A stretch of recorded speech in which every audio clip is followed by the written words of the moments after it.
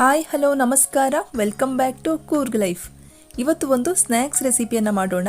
ಸಾಮಾನ್ಯವಾಗಿ ಕಡಲೆಬೇಳೆ ಯೂಸ್ ಮಾಡಿ ವಡೆಯನ್ನು ಎಲ್ಲರೂ ಮಾಡ್ಕೊಳ್ತೀವಿ. ಆದರೆ ಹುರುಳಿಕಾಳಿನಿಂದಲೂ ರುಚಿಯಾಗಿ ಗರಿಗರಿಯಾದ ವಡೆಯನ್ನು ಮಾಡ್ಕೊಳ್ಬೋದು ಅಂತ ಕೆಲವರಿಗೆ ಗೊತ್ತಿರ್ಬೋದು, ಇನ್ನು ಕೆಲವರಿಗೆ ಗೊತ್ತಿಲ್ಲದೆ ಇರ್ಬೋದು.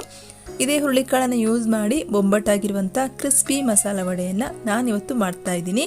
ತುಂಬಾ ರುಚಿಯಾಗಿರುತ್ತೆ. ಮಾಡೋದು ಹೇಗೆ ಅಂತ ನೋಡೋಣ ಬನ್ನಿ. ಇಲ್ಲಿ ಮೊದಲಿಗೆ ಒಂದು ಮಿಕ್ಸಿಂಗ್ ಬೌಲ್ ತಗೊಂಡಿದ್ದೀನಿ. ಇದಕ್ಕೆ ನೆನೆಸಿರುವಂಥ ಹುರುಳಿಕಾಳನ್ನು ಹಾಕ್ಕೊಳ್ತಾ ಇದ್ದೀನಿ. ನಾನಿಲ್ಲಿ ಒಂದು ದೊಡ್ಡ ಕಪ್ಪಿನಲ್ಲಿ ಹುರುಳಿಕಾಳನ್ನು ಒಂದು ಇಡೀ ರಾತ್ರಿ ನೆನೆಸಿ ಹಾಕ್ಕೊಳ್ತಾ ಇದ್ದೀನಿ. ಇದಕ್ಕೆ ಕೆಲವೊಂದು ಸಾಮಗ್ರಿಗಳನ್ನ ಈಗ ಹಾಕ್ತಾ ಹೋಗ್ತೀನಿ. ಇದಕ್ಕೆ 5 ರಿಂದ 6 ಎಸಳು ಬೆಳ್ಳುಳ್ಳಿ, ಹಾಗೆ ಸಣ್ಣದಾಗಿ ಕಟ್ ಮಾಡಿರುವಂಥ ಶುಂಠಿಯನ್ನು ಹಾಕ್ಕೊಳ್ತಾ ಇದ್ದೀನಿ. ಇದರ ಜೊತೆಗೆ ಸ್ವಲ್ಪ ಕರಿಬೇವಿನ ಎಲೆಗಳನ್ನು ಸಹ ಹಾಕ್ಕೊಳ್ತಾ ಇದ್ದೀನಿ.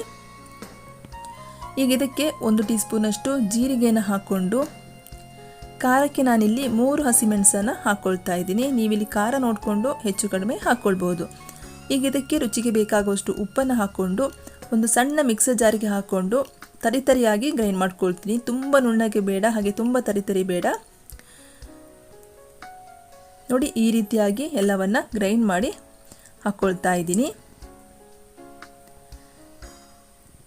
ನಾನಿಲ್ಲಿ ಹೆಚ್ಚು ಮಸಾಲೆಯನ್ನು ಹಾಕ್ಕೊಳ್ಳೋದೆ ಸಿಂಪಲ್ಲಾಗಿ ಈ ರೀತಿ ವಡೆಯನ್ನು ಮಾಡ್ಕೊಳ್ತಾ ಇದ್ದೀನಿ. ತುಂಬಾ ರುಚಿಯಾಗಿರುತ್ತೆ. ಹಾಗೆ ಇದಕ್ಕೆ ಒಂದು ಕಟ್ ಮಾಡಿರುವಂಥ ಈರುಳ್ಳಿಯನ್ನು ಹಾಕ್ಕೊಂಡು ಸಣ್ಣಗೆ ಕಟ್ ಮಾಡಿರುವಂಥ ಕೊತ್ತಂಬರಿ ಸೊಪ್ಪನ್ನು ಸಹ ಹಾಕ್ಕೊಳ್ತಾ ಇದ್ದೀನಿ.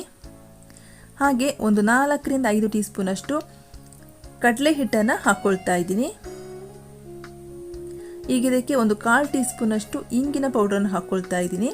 ಈಗ ಇವೆಲ್ಲವನ್ನು ಚೆನ್ನಾಗಿ ಮಿಕ್ಸ್ ಮಾಡಿಕೊಂಡು ಕೈಯಲ್ಲಿ ವಡೆ ಶೇಪ್ನಲ್ಲಿ ಚೆನ್ನಾಗಿ ತಟ್ಕೋಬೇಕು. ನಾನಿಲ್ಲಿ ಹೆಚ್ಚು ಮಸಾಲೆಯನ್ನು ಹಾಕ್ಕೊಳ್ಳೋದೆ ಈ ರೀತಿ ವಡೆಯನ್ನು ಮಾಡ್ಕೊಳ್ತಾ ಇದ್ದೀನಿ. ಈ ರೀತಿ ಉಂಡೆಗಳಾಗಿ ಮಾಡಿಕೊಂಡು ಅಂಗೈನಲ್ಲಿ ಇಟ್ಟು ಪ್ರೆಸ್ ಮಾಡಿದರೆ ಸಾಕು. ಎಲ್ಲ ವಡೆಯನ್ನು ಈ ರೀತಿ ತಟ್ಟಿ ಒಂದು ಪ್ಲೇಟ್ನಲ್ಲಿ ಇಟ್ಕೊಂಡಿದ್ದೀನಿ. ಇನ್ನೊಂದು ಕಡೆ ಬಾಣಲೆಯಲ್ಲಿ ಎಣ್ಣೆ ಬಿಸಿಯಾಗೋದಕ್ಕೆ ಇಟ್ಟು ಎಣ್ಣೆ ಬಿಸಿ ಆದಮೇಲೆ ಒಂದೊಂದಾಗಿ ಹಾಕ್ಕೊಳ್ತಾ ಇದ್ದೀನಿ. ನಾವಿಲ್ಲಿ ಡೀಪ್ ಫ್ರೈ ಮಾಡ್ಕೋಬೇಕು. ಹಾಗಾಗಿ ಮೀಡಿಯಂ ಫ್ಲೇಮ್ನಲ್ಲಿ ಇಟ್ಟು ಎಲ್ಲವನ್ನು ಫ್ರೈ ಮಾಡ್ಕೊಳ್ಬೇಕು. ಯಾವುದೇ ಕಾರಣಕ್ಕೂ ಇಲ್ಲಿ ಹೈ ಫ್ಲೇಮ್ನಲ್ಲಿ ಇಟ್ಟು ಫ್ರೈ ಮಾಡ್ಕೊಳ್ಳೋದಕ್ಕೆ ಹೋಗಬೇಡಿ. ಆ ರೀತಿ ಮಾಡಿದಾಗ ಒಳಗಡೆ ಬೆಂದಿರೋದಿಲ್ಲ, ಹಾಗೆ ಹೊರಗಡೆ ಬೇಗ ಕಪ್ಪಾಗುತ್ತೆ.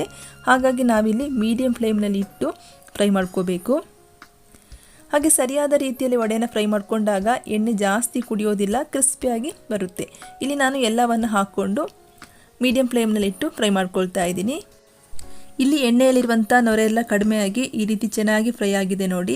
ಫ್ರೈ ಆಗಿರುವಂಥ ವಡೆಯನ್ನು ತೆಗಿತಾ ಇದ್ದೀನಿ. ಈಗ ಉಳಿದಿರುವಂಥ ಹಿಟ್ಟನ್ನು ಹಾಕ್ಕೊಂಡು ಇದೇ ರೀತಿ ಫ್ರೈ ಮಾಡ್ಕೊಳ್ತೀನಿ. ಎಷ್ಟು ಸುಲಭವಾಗಿ ಹುರುಳಿಕಾಳಿನ ವಡೆಯನ್ನು ಮಾಡ್ಕೊಳ್ಬೋದಲ್ವಾ. ಸಾಮಾನ್ಯವಾಗಿ ಯಾವುದೇ ಬೇಳೆಕಾಳಿನಿಂದ ಮಾಡುವಂಥ ವಡೆಗಳು ನೋಡಿ ತಣ್ಣಗಾದ್ಮೇಲೆ ಸಾಫ್ಟ್ ಆಗುತ್ತೆ, ತಿನ್ನೋದಕ್ಕೆ ಅಷ್ಟು ಚೆನ್ನಾಗಿರೋದಿಲ್ಲ. ಆದರೆ ಈ ಒಂದು ಹುರುಳಿಕಾಳಿನ ವಡೆ ವಿಶೇಷ ಏನಪ್ಪ ಅಂದರೆ ತಣ್ಣಗಾದರೂ ಗರಿಗರಿಯಾಗಿರುತ್ತೆ, ಬೇಗ ಸಾಫ್ಟ್ ಆಗಲ್ಲ. ಹಾಗಾಗಿ ಒಂದ್ಸಲ ಮಾಡಿ ನೋಡಿ, ಖಂಡಿತ ಎಲ್ಲರಿಗೂ ಇಷ್ಟ ಆಗುತ್ತೆ ಅಂದ್ಕೊಳ್ತೀನಿ. ಇದನ್ನು ನಾನೀಗ ಸರ್ವ್ ಮಾಡಿ ತೋರಿಸ್ತಾ ಇದ್ದೀನಿ. ಒಳಗಡೆ ಸಾಫ್ಟಾಗಿ ಹೊರಗಡೆ ಗರಿಗರಿಯಾಗಿ ತುಂಬಾ ಚೆನ್ನಾಗಿ ಬಂದಿದೆ. ಇವತ್ತಿನ ಈ ರೆಸಿಪಿ ಇಷ್ಟ ಆದರೆ ವಿಡಿಯೋಕ್ಕೊಂದು ಲೈಕ್ ಮಾಡಿ ನಿಮ್ಮ ಅನಿಸಿಕೆ ಅಭಿಪ್ರಾಯವನ್ನು ತಿಳಿಸ್ಬೋದು. ಹಾಗೆ ಸಬ್ಸ್ಕ್ರೈಬ್ ಆಗದೆ ವಿಡಿಯೋ ನೋಡ್ತಾ ಇದ್ದರೆ ಸಬ್ಸ್ಕ್ರೈಬ್ ಆಗಿ. ಮತ್ತೊಂದು ಹೊಸ ರುಚಿಯೊಂದಿಗೆ ಮತ್ತೆ ಸಿಗೋಣ. ವಿಡಿಯೋ ನೋಡಿದ್ದಕ್ಕಾಗಿ ಎಲ್ಲರಿಗೂ ಧನ್ಯವಾದ. Thank you for watching. Thank you.